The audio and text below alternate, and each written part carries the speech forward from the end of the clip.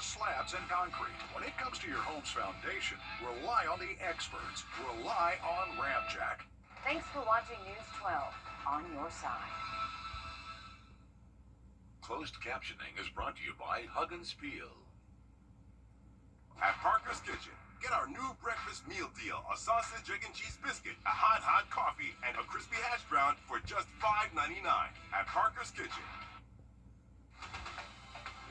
Live from Augusta, you're watching News 12, first at 4. Good afternoon, I'm Zana Halliburton. Thank you for watching News 12 First at 4, now streaming live on Wrdw+. First Alert meteorologist Emily Acton is in the Weather Center for us. Emily, it's a good day to just stay inside and be cozy. Yeah, definitely so. A little bit of a dreary day for us, but we're starting to see that cloud cover break up, and that's helped our temperatures warm up just a little bit. We're sitting at 53 right now at Bushfield, 52 Daniel Field, and again, we're starting to see the sun peek out for at least the next hour or so. We'll be in those 50s for the rest of our evening until well after sunset. Then we'll start to cool off. But like I said, we're seeing that cloud cover break up a little bit. So if you do have any outdoor plans this evening, maybe headed to the North Augusta tree lighting ceremony. It's going to be a little bit on the chillier side, as you would expect it to feel a little bit more like the holidays for us, but we'll dip into those 40s by 6 p.m. I'll have a look, though, at what we can expect for the rest of your work week and the next 7 days coming up. Thanks, Emily. It's been a tough year for our nonprofits. Some are still recovering from last year's hurricane. Then there was the government shutdown. Some of them say the impacts of COVID are still around, but the need is definitely still there. And they're asking for your help on this Giving Tuesday. Your Audrey Dickerber's in the newsroom. Audrey, you spoke with several nonprofits today. The need has been building. There has been a call in the community to help not only today, but over the last few months. With the holidays approaching, our local nonprofits say the need is only increasing.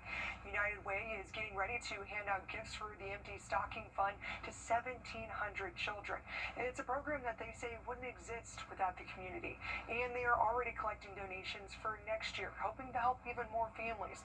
But they are still helping feed more families now than ever before. Golden Harvest is also still seeing an increase in need and are continuing to order additional trucks.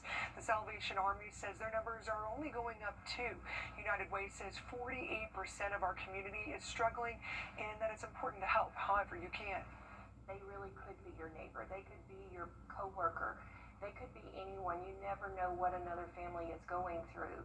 And living paycheck to paycheck, it could be a flat tire. It could be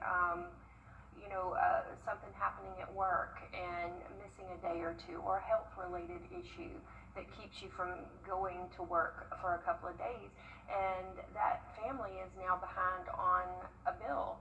That is all it takes for a family who is struggling to then become the next impoverished family. Many of our local nonprofits are voicing that even a small amount of money can go a long way. Coming up on News 12 at 6 o'clock, we'll hear from more of our local nonprofits about how they are not only continuing to help the community recover from the shutdown, but get back up on their feet as well. Thank you for shining a light on our nonprofits. Many of them rely on donations, so support is critical year-round. A busy start to the week for fire crews in the CSRA. This was the scene in Warrenville around 8:30 this morning. Aiken County crews fought a fire at a home on Chafee Street. Thankfully, no one was hurt there. And yesterday around 9 o'clock, Augusta fire crews battled a home fire on Kissingbauer Road. That home is described as a total loss. About 2 hours later, crews were called to a generator fire at Augusta National Golf Club. In South Carolina tonight, the Edgefield County Council could discuss an RV park ordinance. It's on the agenda, which could be changed before or during the meeting. This ordinance is on our radar as neighbors along Bream Oak Road and Highway 25 fight the development of the RV park. An ordinance that would allow golf carts in North Augusta at night moves forward. The first reading was approved unanimously at last night's city council. That would allow golf carts in North Augusta at night moves forward. The first reading was approved unanimously at last night's city council meeting. The ordinance would allow golf carts on the road until 11 p.m. as long as the carts have headlights, taillights, brake lights, reflectors, and a rear-facing mirror. The city attorney says requiring any extra equipment on the carts would be outside North Augusta's jurisdiction. Any violations to the ordinance could lead to a $100 fine and up to 30 days in jail. The final approval will be brought up at a meeting later this month. Voters in Tennessee have an opportunity to send the Trump administration. Still ahead, typically customers are the ones asking for a refund, but Costco says the Trump administration owes the chain some money. What it has to do with tariffs? Next. And looking at your evening forecast, if you have any outdoor plans, it's going to be on the chillier side, pretty similar to what we've been seeing all day, but nice and dry for us for our evening. I'll have a look at what we can expect for the next 7 days coming up. Time and Tip, brought to you by your First Alert weather team. I had saw Austin's commercial on TV. I looked his number up on the internet, and he got right back to me. He treats you like family. He is an awesome lawyer and a wonderful friend. What's under your home can get into your home. You see a crawl space? Well, if you have any outdoor plans this evening, maybe headed to North Augusta for the North Augusta tree lighting. It is going to be a little bit on the chillier side of things. We'll see temperatures drop into those upper 40s over the next hour or so, and we'll keep that pretty steady in the upper to middle 40s. So have a jacket, maybe even a thicker jacket will be needed for this evening. Overnight tonight, we're cooling off into those 30s for us. So it's going to be a chilly morning to start off our Wednesday, right around that 38-degree mark for most of us here. But good news is dry conditions expected for the next 24 hours. We will see the sun tomorrow, but a little bit of cloud cover still in play, and things are looking nice and dry throughout the day Thursday, but we could see a few isolated showers early in the evening and possibly even into the mid-evening for us. But next chance of some more widespread rainfall, that's going to come on Friday. We can anticipate seeing some heavy rainfall really throughout the northern portion of Georgia. That's going to continue throughout the day for your Friday. So Friday does look to be a little bit of a wash at the moment, but things are looking a little bit better by the end of our weekend. I'll have a look at your 7-day forecast. We'll talk temperatures and rain chances coming up. Thanks, Emily. Costco files a lawsuit. We're getting to that point in the year when you start to see all the best of lists. So let's just get a take or a look at word of the year. Rage bait was chosen as the word of the year by Oxford University Press. It's the feeling you may get when you read something online that was created to get a reaction or on purpose. More than 30,000 people voted for rage bait as the word of the year. Heard it, never used it myself, but all right, word of the year, rage bait. Coming up, meet a giving goat. It draws in big crowds for a good cause. And looking at our rain chances, we're expecting rain to return Friday. I'll have more details on what we can expect coming up. First Alert Radar, powered by Jim Hudson Automotive Group. This holiday season, you can count on Kroger, everyone.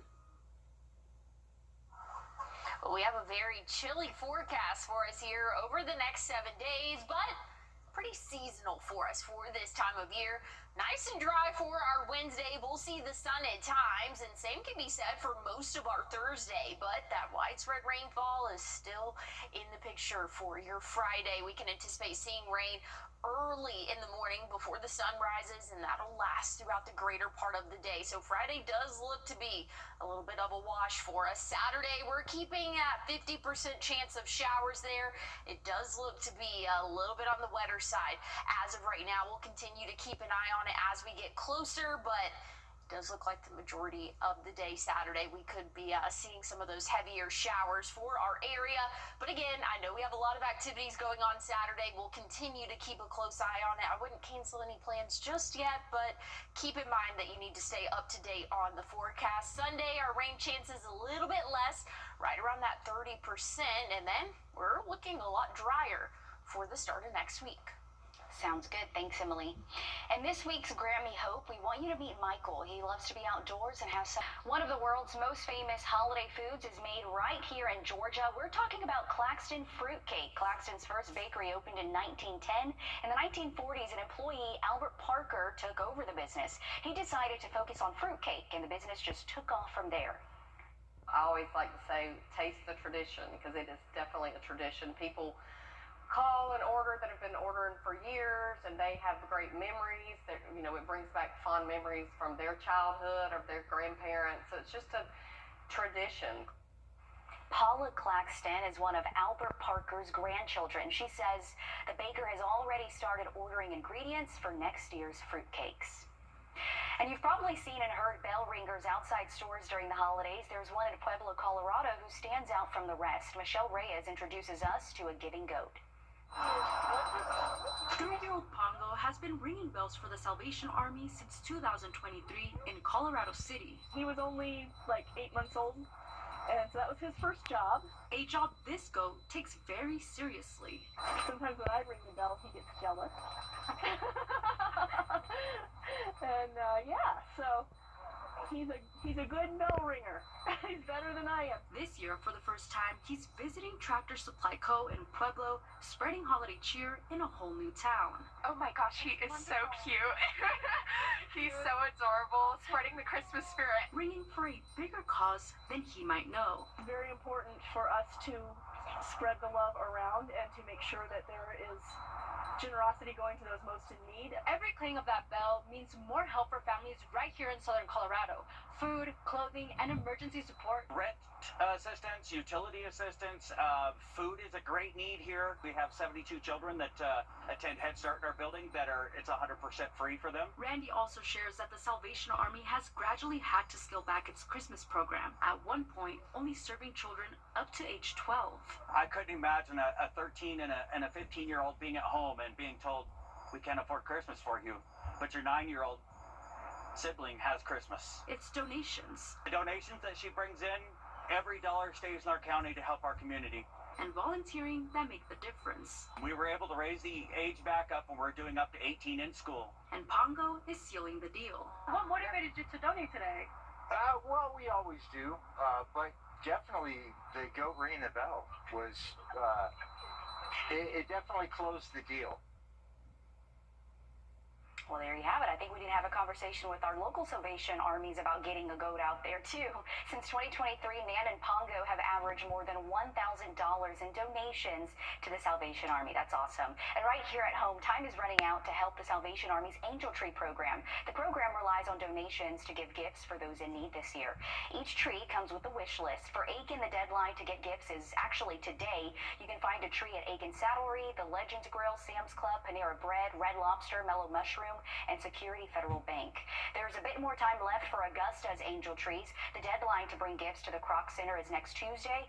You can find Angel Trees there along with Panera Bread locations in Augusta, Evans, and Grovetown, the mall, and Walmarts in Evans and North Augusta. Well, looking at your forecast for Wednesday, looking mostly dry. I'll have an update on when the rain will return coming up.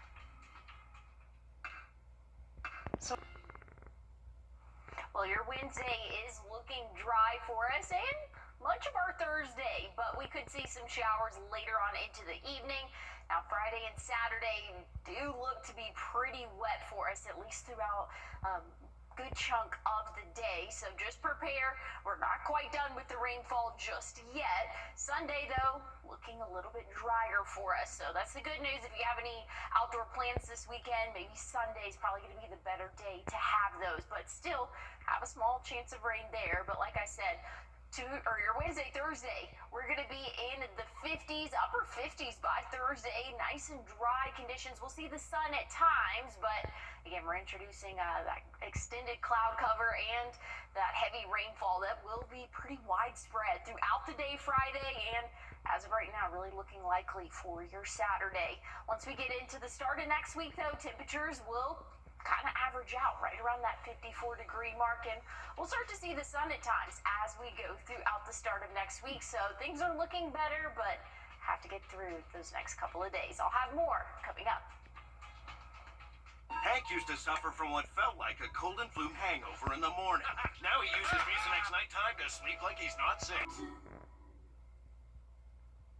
You're watching News 12, first at 4. Continues. I I'm Zana Halliburton. Thank you for watching News 12 First at 4. Now streaming live on Wrdw+. Your First Alert meteorologist, Emily Acton, joining us in the Weather Center. Emily, if you stepped out today, it's been pretty cool, but the good news is we have some sun peeking through. Yeah, we have seen the sun peek through just a little bit, but we are getting closer to sunset, so it hasn't lasted too long, but just enough to warm us up into the low 50s for us for this afternoon. As we continue to go through the evening, the temperatures will start to drop. So if you do have any outdoor plans, good news is we are dry, but we will see those chillier conditions, and that's pretty seasonal for this time of year. We'll be right around that 50-degree mark at 5, but then dropping off into those 40s. So if you have any outdoor plans, maybe headed to the North Augusta tree lighting ceremony, you're going to want to bundle up a little bit for that. But again, that's just making it feel a little bit more like the holidays. I'll have a look, though, at when those rain chances will return. There we go, coming up. Looking forward to it. Thank you, Emily. Tomorrow, road closures begin along parts of Hardy McManus Road. It's part of work to build new roundabouts there. There are plans for roundabouts at Halele Farm, Fury's Ferry, and Ellsbury Drive. The ultimate goal, prevent crashes and make traffic flow better. Your Gunter Schroeder joins us live in the newsroom with how progress is coming along and what people think about it all. Gunter. Yeah, neighbors along Hardy McManus Road told me they were expecting change when they first heard of the plans to build roundabouts and fix those traffic flow issues, but some said they're still surprised how much things have already changed. Lane closures begin tomorrow till Friday from 9 a.m. to 2:30 p.m. on Halele Farm and Hardy Point Drive as crews continue to address traffic issues. But neighbors have already had concerns of the trade-off of this long-term project and saying it may not be worth it. Some are in favor of roundabouts to help traffic, but others have little confidence the project will finish on time, and they say the county, they think, has too many projects at once. Homeowners like Rick Barker on York Street have seen their tree line disappear in the last 2 weeks and now have new noise and privacy concerns without it. My bedroom is on the second story, and I have to keep those blinds down now completely because everybody who drives by, I can see them and they can see me, and before we had really deep tree line here that wasn't an issue. Columbia County says the project is still on schedule to finish on time, telling News 12 in June they expect it to take 3.5 years to completely finish. They also say contractors are preparing for a traffic shift between Hardy McManus and Mulliken roads in the coming weeks ahead. And of course, we know construction can be frustrating at times, but hopefully once this is all complete, it'll be a good thing. Thank you, Gunter, for that update. Today, there's now more emergency care in Columbia County. Doctors Hospital opened the county's first freestanding emergency room. Your Cameron Jacobs was there as they opened their doors for the first time.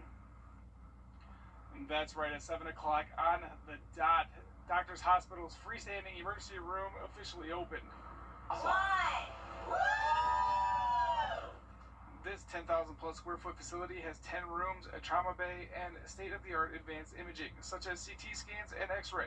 Some of the first patients we heard talking about how convenient having this resource is in Columbia County. Today, I spoke with a Doctors Hospital official who tells me it's more than convenience when seconds matter. I think one of the things in healthcare is all about access and quality of care, convenient, quick, and fast, and right where you are. So having it here in the community is a great thing in the sense that if you're in a true emergent situation, you can come right down the street, right to the freestanding ER. And now Doctors Hospital's very first standalone emergency room is officially open here in Columbia County, 24/7, 365 days a year. Reporting in Evans, Cameron Jacobs on your side. All right, that's a good thing. Going to help so many people. Thanks, Cameron, for that. Developing in Richmond County, the search for an aggravated assault suspect. Yolanda Adams also goes by the last name Daggett. Deputies say the incident happened on Brenda Court back on November 23rd. Officials say she should be considered armed and dangerous. She's known to hang around Deansbridge Road, Lumpkin Road, Gordon Highway, East Boundary, and Bungalow Road. If you see her or know where she could be, contact the Richmond County Sheriff's Office.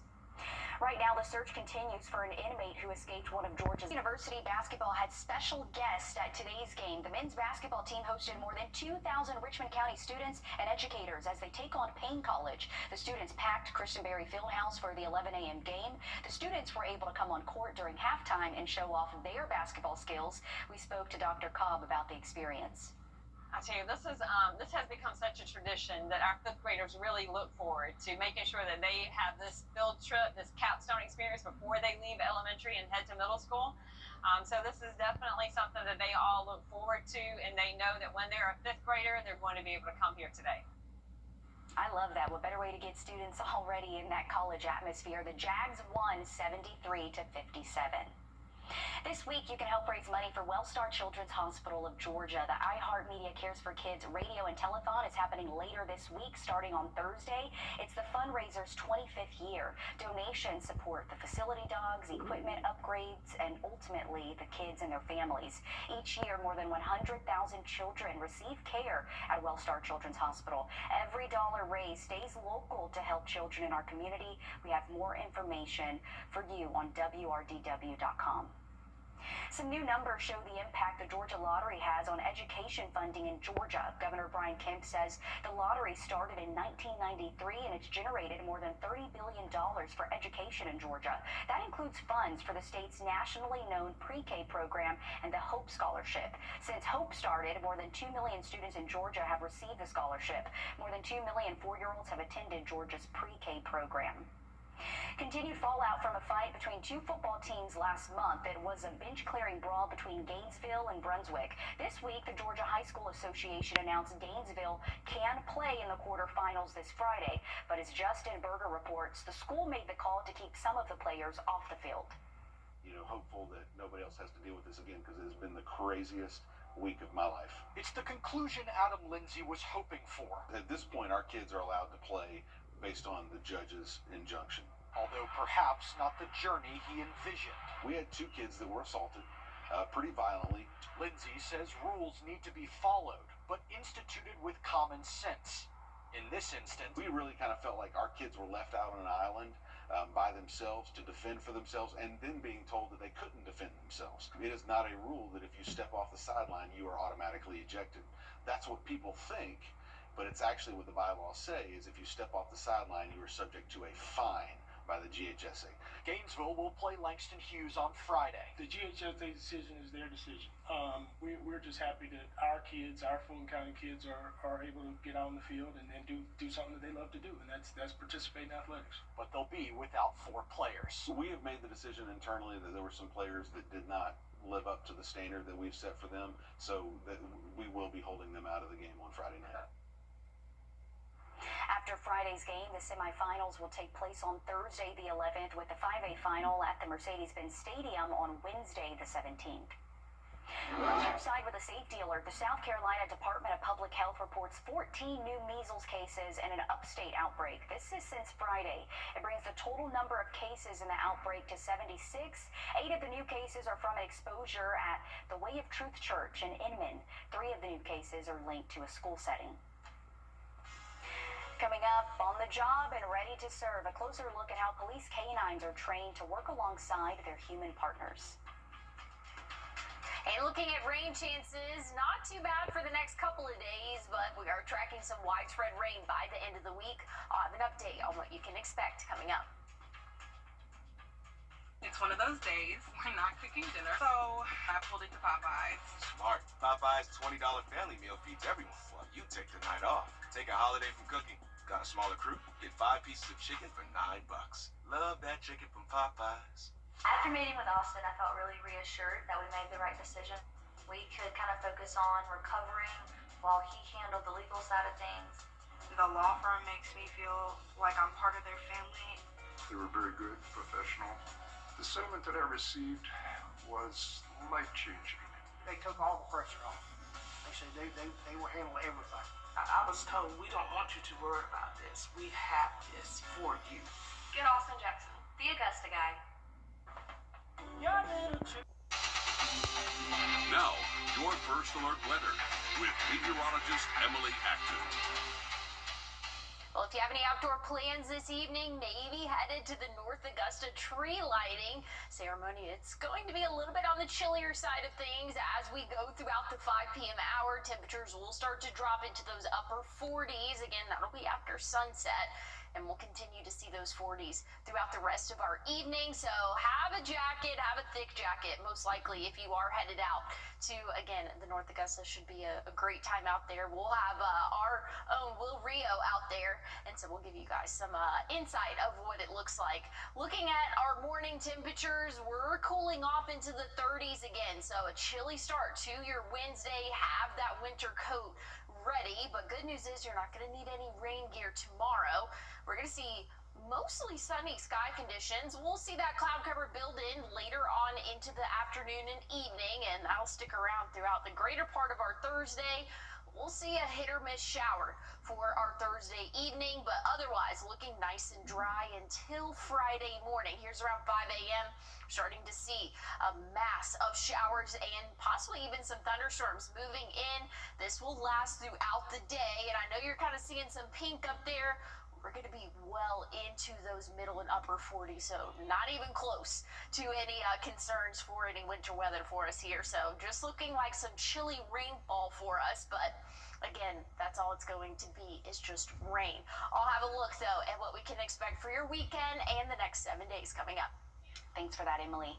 Right now in Nash County, North Carolina, there are a lot of welcome rookies on the force. The Sheriff's Department is bringing in several new canines to replace dogs that are retiring. Heidi Kirk has a closer look at how they're trained. This is a day in the life of a canine handler. The dogs are with him 24/7. This is Elliot. He's one of 10 that the department has. The relationship between a canine and their handler. He's probably the best partner anybody could have. Nash County Sheriff's Deputy Braxton Johnson is following in his dad's footsteps as a canine handler himself. His dog, Elliot, is one of several new canines introduced to the department this year. First up, 4 weeks of training. It starts off really rocky. You have to build that bond with them.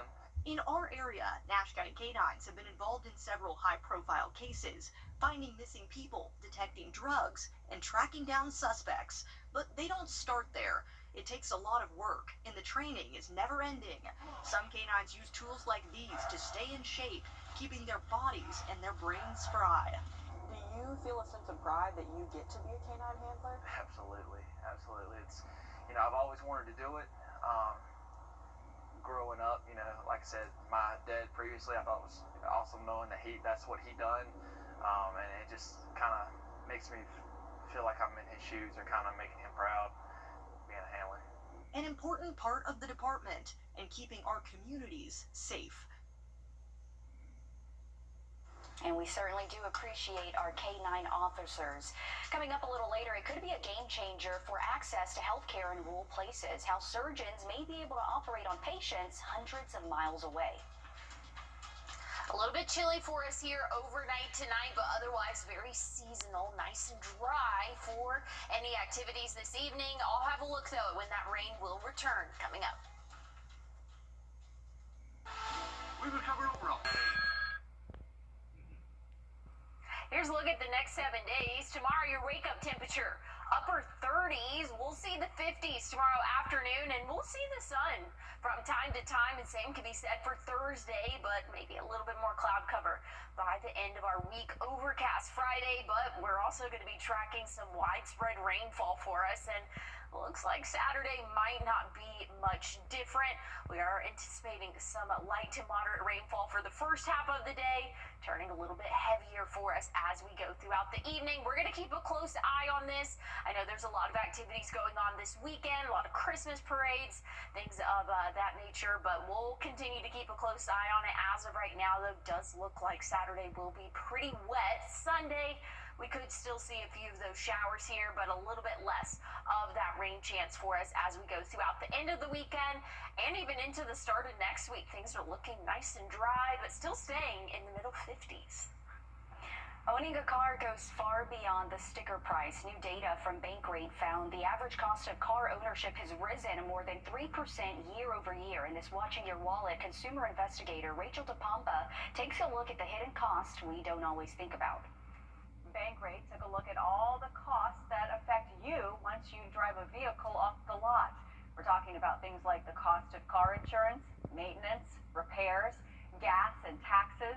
Bankrate found on average Americans spend about $6,800 a year just on ownership costs alone. Shannon Martin, an insurance expert with Bankrate, says that's about $575 a month, and that's in addition to a lease or a car loan payment.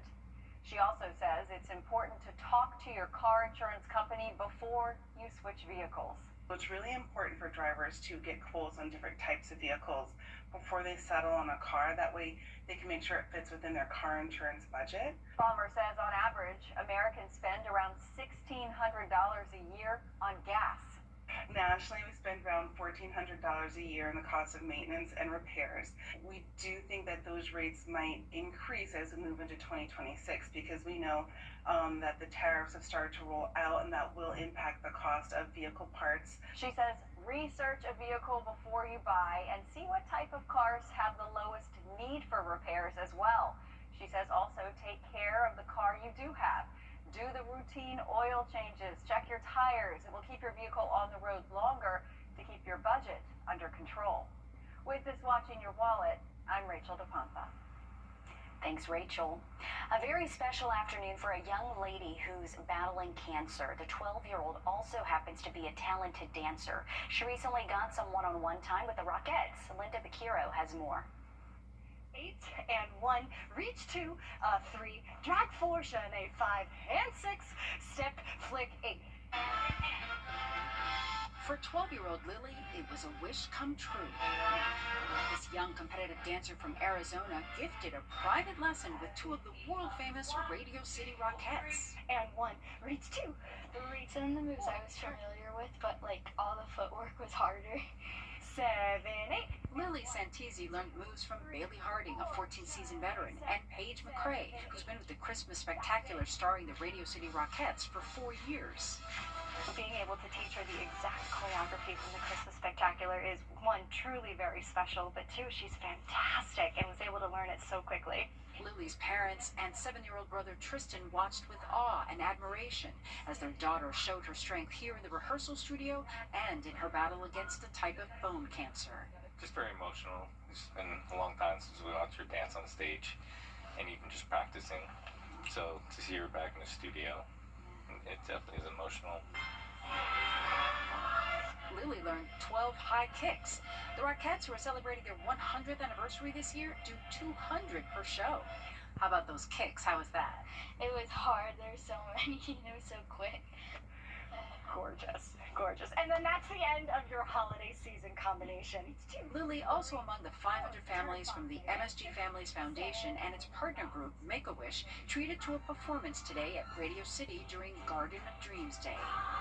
Obviously she went through something horrible and you would never want that, but you know, the organizations, Make-A-Wish, they're just amazing that they just give these kids some joy, you know, when they are at their lowest, and it really just helps them. That's it, back front. To know that they're as excited as we once were as audience members too when we were younger and came to see the show is absolutely spectacular. That's amazing that she was able to experience that. You know, she'll always remember that moment. The Radio City Christmas Spectacular runs through January 5th. Well, robots are being tested to lend a hand in stroke surgery. A doctor in Scotland used one to remove a brain clot from a pig in Paris, hundreds of miles away. It was all done over a secure internet connection with technology that gives surgeons a realistic feel with precise control. We pull a blockage out of the brain vessel, and we can do this without the expert being on site in Paris. We can do that remotely. Experts say the robotic system could one day bring top stroke care to patients in small towns. The device still needs trials and approval, but researchers call it a potential game changer for emergency medicine.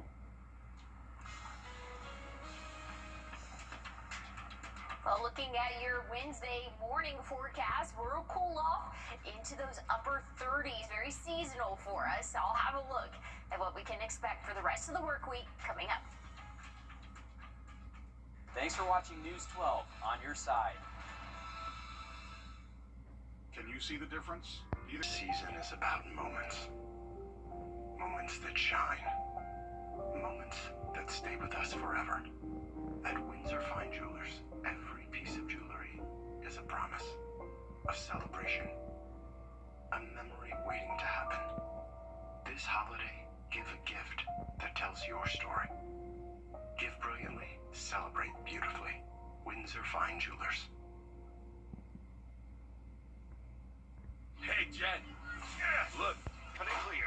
After meeting with Austin, I felt really reassured that we made the right decision. We could kind of focus on recovering while he handled the legal side of things. The law firm makes me feel like I'm part of their family. They were very good, professional. The settlement that I received was life-changing. They took all the pressure off. They said they will handle everything. I was told we don't want you to worry about this. We have this for you. Get Austin Jackson, the Augusta guy. Hi, Susan. Well, looking at those rain chances throughout the next few days, not too bad for us. For your Wednesday and Thursday, we will see a few showers start to pop up, though late Thursday evening, going to be very hit or miss, but Friday and Saturday looks to be some pretty widespread rainfall and heavy at times for a good portion of our area. Friday does look to be a wash. Saturday, pretty similar, but since it is a few days away, we'll continue to monitor that forecast again as we get closer, because a lot of outdoor plans are going on this weekend. We'll continue that 50s trend throughout the next 7 days. Tomorrow, 53, 57 Thursday, but we will dip into those 40s right around 49 for your Friday. But again, it is going to be overcast and wet for us as we go throughout the end of the week and into our weekend. We'll have those rain chances continue into our Sunday, but by the time we get into the next work week, conditions are looking drier. Hey, stick with us. Live at 5 up next. Hi, I'm Deborah Alfarone. Spring storms are ravaging the South. The all-new local news live streaming app. Search LNL. Always streaming, always free. So I'm